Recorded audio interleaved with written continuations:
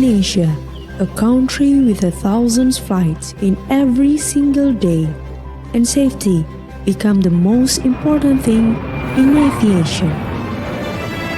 Coming from the second largest city in Indonesia, Surabaya has one and only aviation school focused on safety, management, and engineering.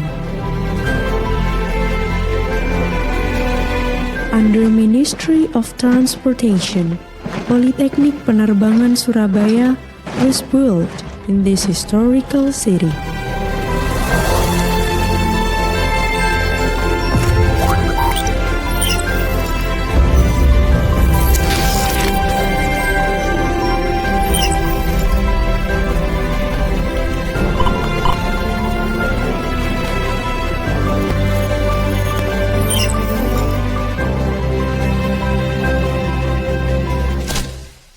Air Transportation Management, developing science of air transport management based on aviation.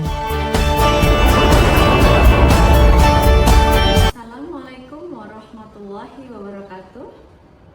Selamat pagi Bapak Ibu penilai sertifikasi dosen gelombang 1 tahun 2025. Perkenalkan, nama saya Maulana Anifa Sylvia, SEMM, dosen tetap pada program studi D3 Manajemen Transportasi Udara, Politeknik Penerbangan Surabaya. Video ini digunakan sebagai salah satu persyaratan dalam penyusunan dokumen pernyataan diri dosen dalam unjuk kerja Tridharma Perguruan Tinggi atau PDD UKT-PT dalam bidang pendidikan dan pengajaran di Politeknik Penerbangan Surabaya. Dalam kapasitas saya sebagai dosen pada program studi D3 Manajemen Transportasi Udara, saya mengampu mata kuliah Ekonomi Transportasi Udara dengan kode mata kuliah 5 MTU C202.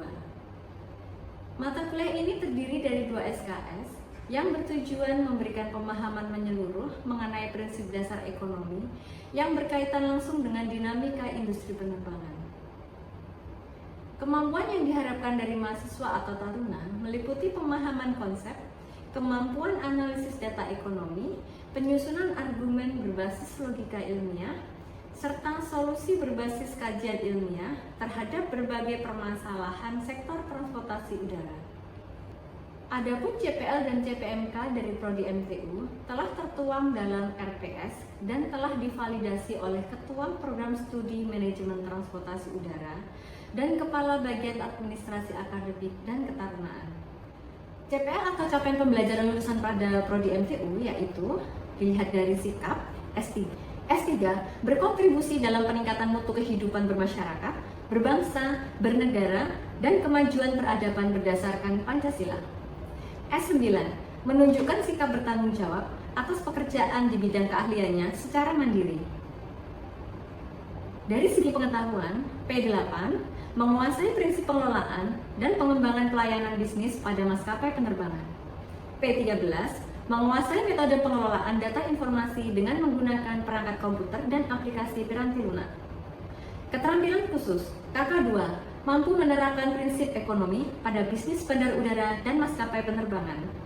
Untuk keterampilan umum, KU2 mampu menunjukkan kinerja bermutu dan terukur. KU4 mampu menyusun laporan hasil dan proses kerja secara akurat. KU4 mampu menyusun laporan hasil dan proses kerja secara akurat dan sahih, serta mengkomunikasikannya secara efektif kepada pihak lain yang membutuhkan. CPMK atau capaian pembelajaran mata kuliah Ekonomi Transportasi Udara yaitu CPMK 1 mampu menjelaskan konsep dasar mengenai ekonomi yang relevan dengan industri transportasi udara. CPMK 2 menganalisis sistem transportasi udara dan perannya dalam pembangunan ekonomi nasional dan global. CPMK 3 mengidentifikasi karakteristik industri dan distribusi jasa transportasi udara baik secara mikro maupun makro. CPMK 4 menganalisis permintaan, penawaran, dan keseimbangan pasar jasa transportasi udara. CPMK 5 menerapkan struktur biaya dan tarif jasa penerbangan. CPMK 6 mengevaluasi tingkat persaingan dan strategi bisnis dalam industri maskapai penerbangan. Nah, referensi yang saya gunakan dalam mata kuliah Ekonomi Transportasi Udara adalah 1. Simbolon Maringan Masri dengan judul Ekonomi Transportasi. 2. Mastra dengan judul Manajemen Transportasi Udara. 3. Nasution dengan judul Manajemen Transportasi. 4. Zulfiar Sani dengan judul Ekonomi Transportasi. 5. Salim Abbas dengan judul Manajemen Transportasi. 6. Vincent Clifford dengan judul The Demand for Freight Transportation, Models and Application. 7. Adi Sasmita Raharja dengan judul Dasar-Dasar Ekonomi Transportasi. 8. Batun Kinet dengan judul Transport Economic. 9. Small Kinet dengan judul Urban Transportation Economic. 10. McCarthy Patrick dengan judul Transportation Economic. 11. Standar internasional ditetapkan oleh International Civil Aviation Organization atau ICAO. Yang ke-12, Undang-Undang Nomor 1 Tahun 2009 tentang Penerbangan. Selanjutnya didukung dengan pustaka pendukung, yaitu Peraturan Pemerintah terkait Angkutan Udara dan Buku Ajar Ekonomi Transportasi Udara. Proses pembelajaran dilaksanakan selama 16 kali pertemuan dengan sistem tatap muka dan hybrid learning. Materi mata kuliah ini mencakup dasar ekonomi transportasi, sistem transportasi, industri dan distribusi transportasi udara, permintaan dan penawaran jasa penerbangan, biaya dan tarif jasa penerbangan, hingga tingkat persaingan dan strategi bisnis dalam industri penerbangan. Dalam pembelajaran, saya menggunakan pendekatan DIA atau Delivery, Interaction, and Assessment. Untuk pendekatan delivery, saya memberikan materi sesuai RPS serta presentasi interaktif yang langsung dilakukan secara tatap muka untuk mendukung pemahaman mahasiswa atau taruna. Pembelajaran dilakukan dengan metode discovery learning, studi kasus, presentasi, dan problem based learning, didukung media seperti PowerPoint, video pembelajaran di kanal YouTube pribadi saya @maulana_anifa_sylvia, sehingga para mahasiswa atau taruna dapat mengulang materi yang telah saya sampaikan tanpa berbatas waktu. Artikel ilmiah terkini dari Google Scholar, infografik industri, serta modul ajar yang saya buat bersama tim dan saat ini sedang dalam proses penerbitan ISBN resmi. Interaction pada mata kuliah ini melibatkan komunikasi dua arah antara dosen dengan taruna berupa tanya jawab, diskusi, kolaborasi, refleksi bersama, serta melalui forum daring menggunakan WhatsApp, Telegram, dan Google Drive.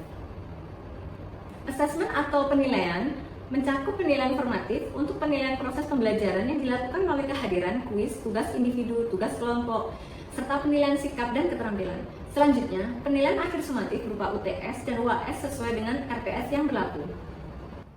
Saya terus menyempurnakan perangkat ajar, memperbarui referensi, dan membuka ruang dialog akademik agar pembelajaran kontekstual dengan kebutuhan industri penerbangan. Semoga kontribusi ini dapat membentuk lulusan vokasi yang unggul, adaptif, dan mampu bersaing di tingkat nasional maupun global. Berikut adalah video proses pembelajaran pada mata kuliah Ekonomi Transportasi Udara dengan materi pada pertemuan ke-10, yaitu keseimbangan permintaan dan penawaran jasa transportasi udara. Mari kita simak. Steady, sit. Before we start our study, let's pray together. Pray begin.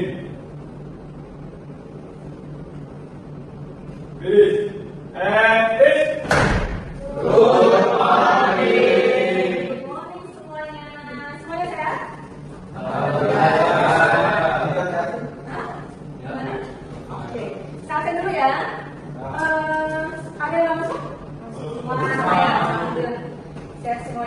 Baik, hari ini kita akan membahas terkait keseimbangan ya, karena minggu lalu kita sudah membahas terkait permintaan dan penawaran.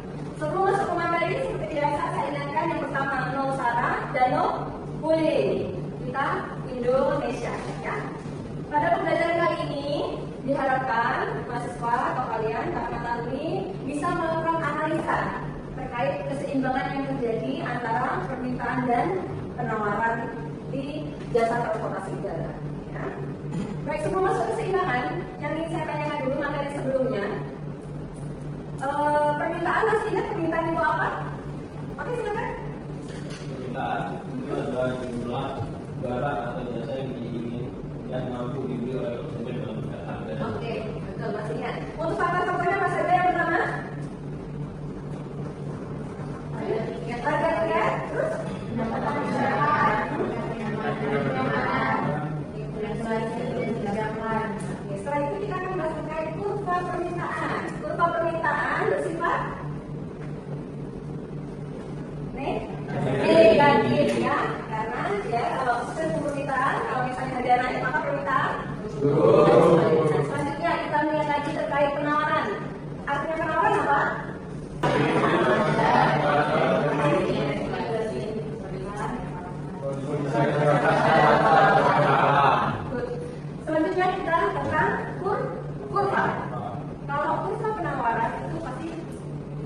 sebagai dengan permintaan ya. Berarti gradiennya bersifat positif.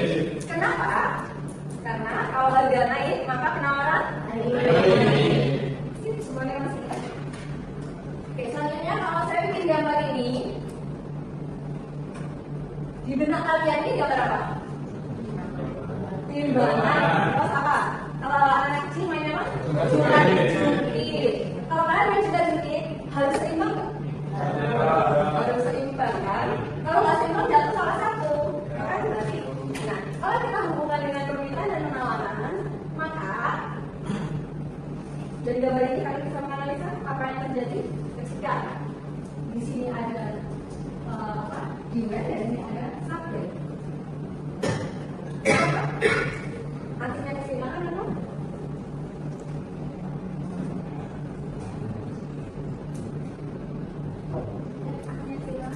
Kenapa?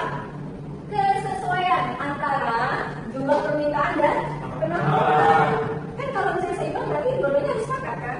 Misalnya di pasar, ya kalau di pasar, misalnya harganya itu tidak sesuai, kan boleh nawar kan? Kalau nggak sesuai, penjual boleh nolak kan? Kalau sudah di harga atau sepakat itu namanya harga keseimbangan.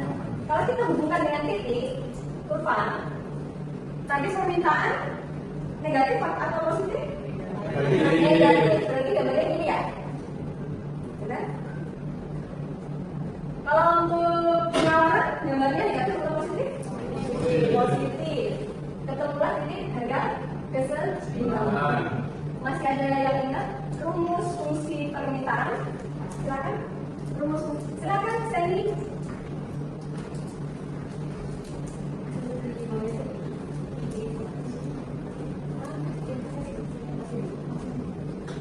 Lalu untuk rumus fungsi penawaran siapa? Silakan. Silakan kami.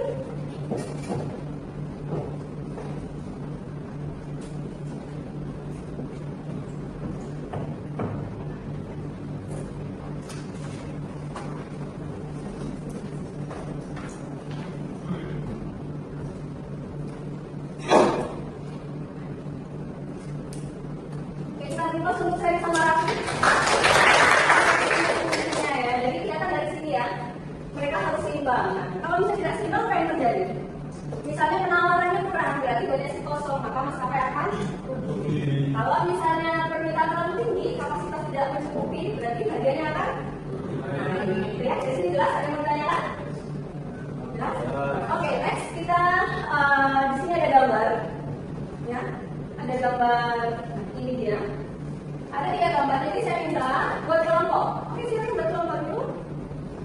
Ya, bebas ini terserah. Cara mau berkelompok dengan siapa? Kalian namanya dengan siapa? Oke. Ya. Oke. Setelah kelompok, jadi masing-masing kelompok memilih salah satu gambar. Salah satu gambar, ya. Lakukan analisa. Yang pertama, itu kondisinya terjadi apa dengan gambar ini? Ya, menurut kalian itu gambar kondisinya apa? Yang kedua, hubungkan dengan permintaan. Yang ketiga, hubungan dengan penawaran. Nah, lalu apabila itu terjadi ketidakseimbangan, bagaimana cara agar keseimbangan itu terjadi? Sudah jelas instruksinya? Oke, silakan didiskusikan dengan kelompoknya dan melakukan analisa. Mungkin ada dari kelompok mana yang sudah selesai melakukan analisa? Oke, silakan Adit lagi. Yang lain sudah melakukan analisa, sambil sudah selesai, silakan perhatikan salah satu contoh analisa dari kita. Silakan.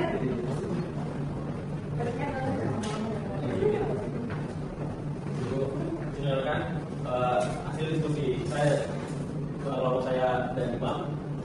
Kami mengambil studi kasus dari gambar yang ketiga. Dari gambar ini kami menyimpulkan bahwa kenaikan permintaan untuk para turis untuk berlibur ke Bali.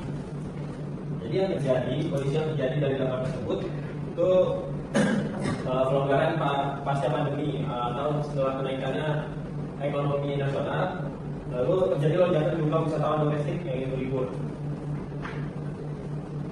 Lalu pengaruh terhadap permintaannya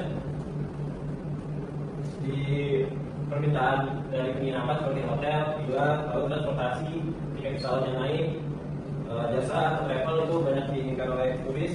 Lalu makanan, minuman seperti restoran, kafe, lalu juga ada objek wisata dan atraksi lokal.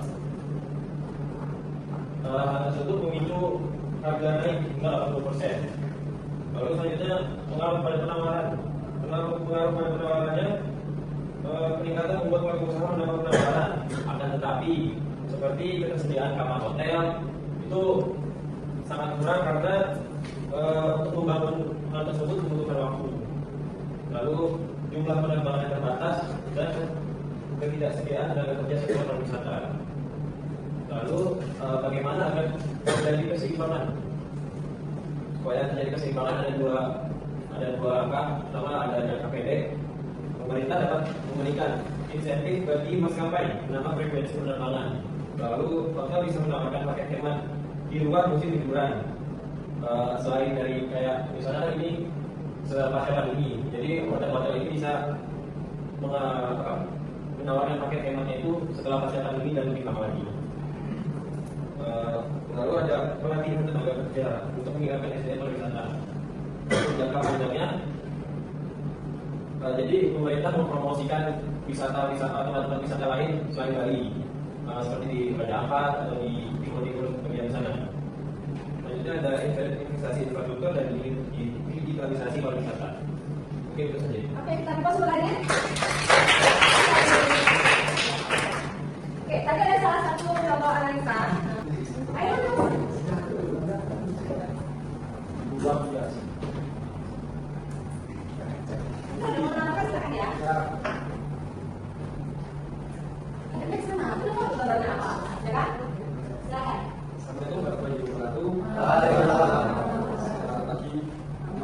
Jadi kami di sini bertiga akan menjelaskan studi kasus yang ada di kami memilih studi kasus yang terkenal, yaitu tentang COVID-19 di tahun 2019 terjadi di sekitar tahun 2020 sampai 2022. Di tahun tersebut banyak sekali seperti halnya jumlah penerbangan yang mengalami penurunan seperti permintaan dan penawaran. Jadi yang pertama kalau terjadi banyak maskapai yang tutup ataupun bangkrut.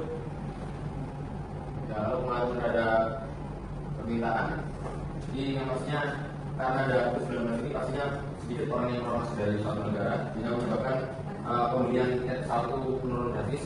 Itu juga dengan pengunjung orang yang bekerja seperti di luar bandara atau di dalam sebagainya.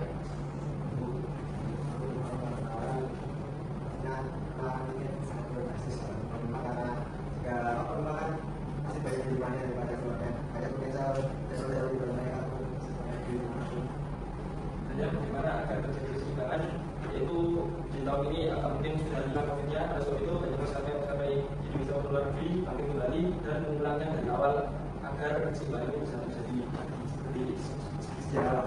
Oke, kita berikan semua masalah. Oke, itu tadi salah satu case ya, sudah dipahami semuanya ya. Untuk selanjutnya saya akan memberikan tugas individu, tapi sebelumnya masih ada yang fungsi permintaan. Mungkin ada yang mau ditanyakan? Cukup semuanya, sudah bisa mengajar semuanya ya. Untuk hal lain yang tadi belum melakukan presentasi, nanti akan saya dibuat kepada saya ya. Oke, selanjutnya ada tugas individu dikerjakan, minggu depan dikumpulkan ya. Selanjutnya setelah materi semua sudah saya sampaikan, maka dapat disimpulkan bahwa keseimbangan terjadi ketika jumlah permintaan penumpang sejalan dengan kapasitas penerbangan yang tersedia, maka akan menciptakan harga yang stabil dan pelayanannya efisien. Ya. Jadi semua materi sudah saya kirim ke Telegram, WhatsApp, dan Google Drive. Kalau misalnya ada yang kurang jelas, kalian bisa melihat channel YouTube saya di @maulana prasetya. Di situ materinya sudah ada semuanya. Jadi kalian bisa memutar ulang untuk materi saya. Baik, untuk materi hari ini saya akhiri. Saya ucapkan terima kasih atensinya. Jangan lupa sehat dan bahagia selalu. Wassalamualaikum warahmatullahi wabarakatuh. Terima kasih semuanya. Demikian video proses pembelajaran untuk mata kuliah Ekonomi Transportasi Udara pada program studi D3 Manajemen Transportasi Udara Politeknik Penerbangan Surabaya. Semoga dengan adanya video ini bisa menjadi pertimbangan yang baik dalam proses penilaian sertifikasi dosen gelombang 1 tahun 2025. Akhir kata, saya ucapkan terima kasih. Wassalamualaikum warahmatullahi wabarakatuh. Politeknik Penerbangan Surabaya, Sujanma Akasa Mandala, B First Class Airman.